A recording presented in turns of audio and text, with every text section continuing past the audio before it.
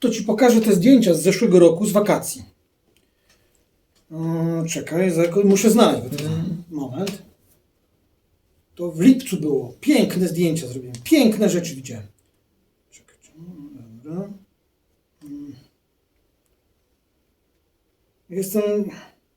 Już jestem w listopadzie, zaraz. O, wrzesień, to już chwileczkę zaraz będzie. O, to też fajne zdjęcie, ale to nie o tym mówię, nie o tym. Zaraz. Sierpień już, to już blisko. A w sierpniu dużo zrobiłem zdjęć. Ale mówię Ci, no piękne miejsca, piękne miejsca. To Ci opowiadałem Ci o tych miejscach, zaraz Ci pokażę. Jeszcze chwilę. O, już się zaczynają. Dobra. O, zobacz. Takie. Albo to. Albo to. No tak. O, to piękne jest. Super. Na tych zdjęciach to tylko Ciebie widać. No bo ja tam byłem. No tak. Dzień dobry Państwu. Dzień dobry. Witamy serdecznie w kolejnym odcinku Pstryków z etyki. Dzisiaj już wakacyjnie. Dzisiaj już w tym momencie, kiedy zaczynamy planować wakacje, albo już na nich jesteśmy, albo za chwilkę wyjedziemy. Za chwilkę będziemy wypoczywać. Tradycyjnie, jak co roku, robimy odcinek wakacyjny. Tak. Dzisiaj o narcyzie, o postaci, która była tak zafascynowana sobą, patrząc tylko i wyłącznie w swoje oblicze, że w którymś momencie skamieniała, obserwując tylko i wyłącznie siebie. I myślę sobie, że robiąc takie zdjęcia, to często my kamieniejemy, dokładnie tak jak narcyz. I ten mit świetnie łączy się z wakacjami, bo przecież będąc... Któż z nas nie miał takiej sytuacji, że będąc gdzieś robimy zdjęcia? To jest dla nas naturalne. Ale któż z nas też nie miał takiej sytuacji, że będąc u kogoś został poproszony, czy może raczej zmuszony do oglądania zdjęć z wakacji, z pięknych, wspaniałych miejsc, tak jak tutaj.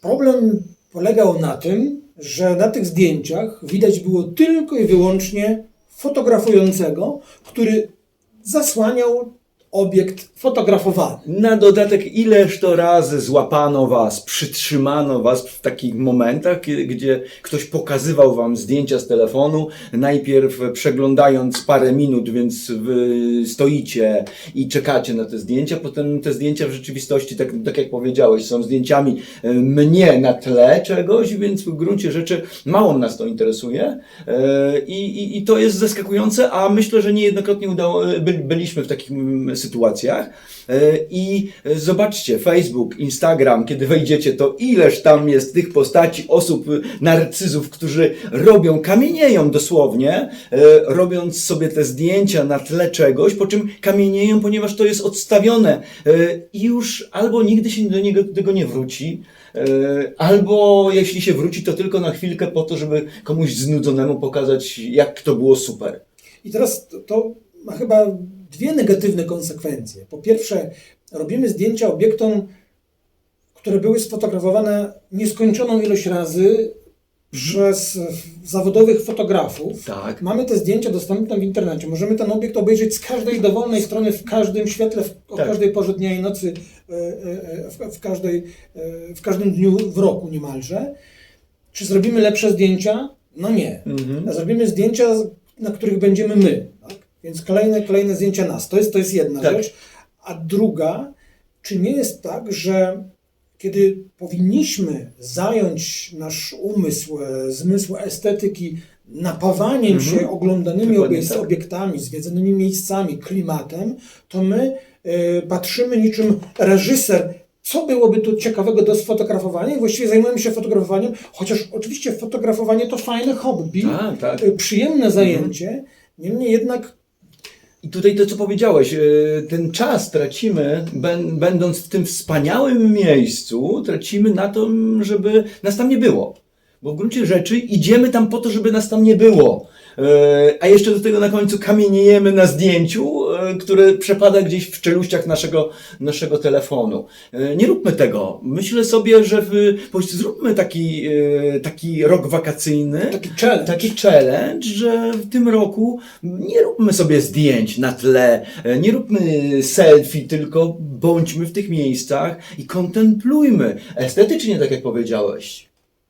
Ja nigdy nie zapomnę takiego wyjazdu do Pragi, gdzie obserwowałem jednego pana, który to było wiele lat temu, przez całą wycieczkę po Pradze nie odrywał oka od obiektywu kamery. Wtedy jeszcze były kamery Zgadza się. wideo i właściwie pomyślałem sobie, że on, kiedy wróci z Pragi, no to będzie widział tylko i wyłącznie film, który nagrał w Pradze, tak? Tak.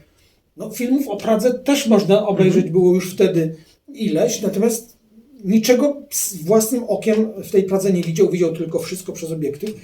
No, pewnie jeżeli ktoś to lubi, to może dla niego wakacje nie byłyby udane, gdyby nie robił tego, co lubi. Natomiast myślę, że pomimo wszystko warto byłoby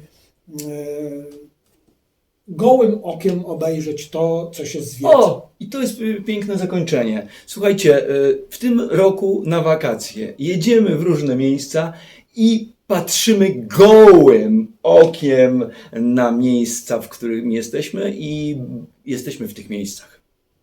Zatem zobaczymy, czy Wam się uda. Wracamy na pewno we wrześniu. Jeżeli coś będzie pomiędzy, to damy Wam znać. Dziękujemy za ten cały rok szkolny. A tymczasem zróbmy sobie selfie. Zróbmy sobie selfie. Na koniec.